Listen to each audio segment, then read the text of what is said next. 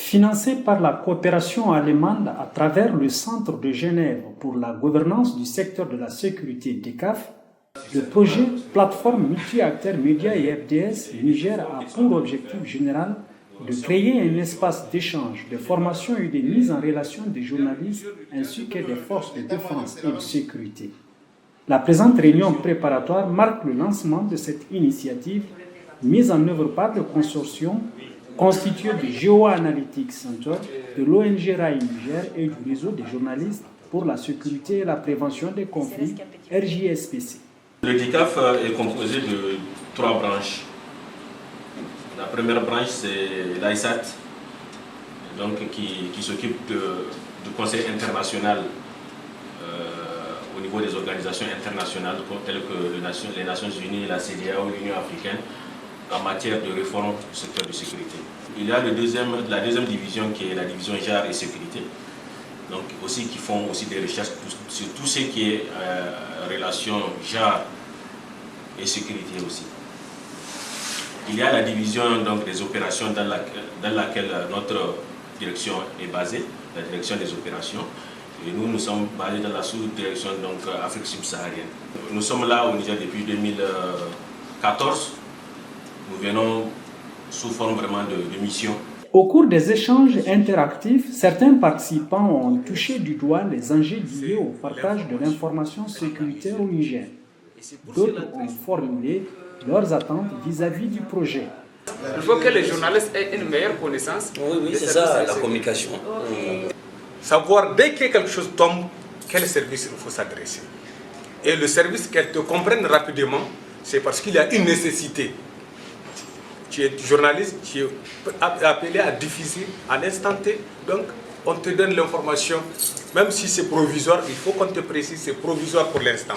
Les journalistes, il faut qu'ils soient formés, qu'ils doivent savoir en termes militaires qu'est-ce qu'ils doivent connaître et qu'est-ce qu'ils doivent... Quel est le cadre juridique qui encadre son activité? Quelle est la loi qui encadre? Quels sont les décrets, tout ça là? Et quelles sont les informations qui doivent être communicables aux journalistes ou pas? Les militaires aussi. Et il a besoin aussi, et en vertu de cette interaction avec les journalistes, on a besoin de savoir qu'est-ce que les journalistes aussi veulent savoir effectivement dans une opération. La communication ici à notre niveau avec les FDS, vraiment c'est un problème. Nos confrères à l'international ont plus l'information rapide alors que nous sommes ici à côté. Oui, mais non, ça a toujours été comme ça.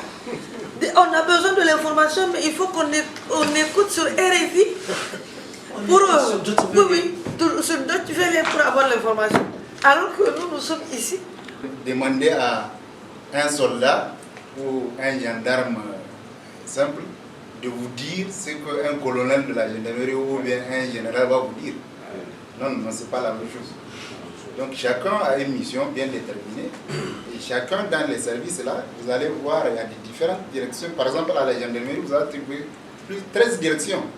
Il y a 13 directions au niveau de la gendarmerie. Un exemple, je vous donne. Ce n'est pas les 13 directions qui parlent au nom de la gendarmerie, il y a une seule direction qui est appelée à parler au nom de la gendarmerie. Les autres, ce n'est pas leur travail.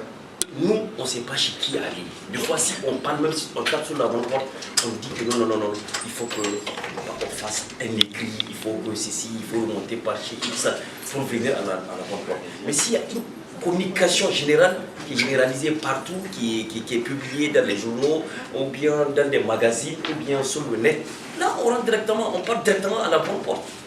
Des ateliers de formation sur la gouvernance et les réformes du secteur de la sécurité, les fake news, des visites de presse, l'élaboration d'un guide conjoint destiné aux journalistes et aux forces de défense et de sécurité sont entre autres activités inscrites au chronogramme du projet à exécuter à Niamey d'ici le 31 décembre 2020.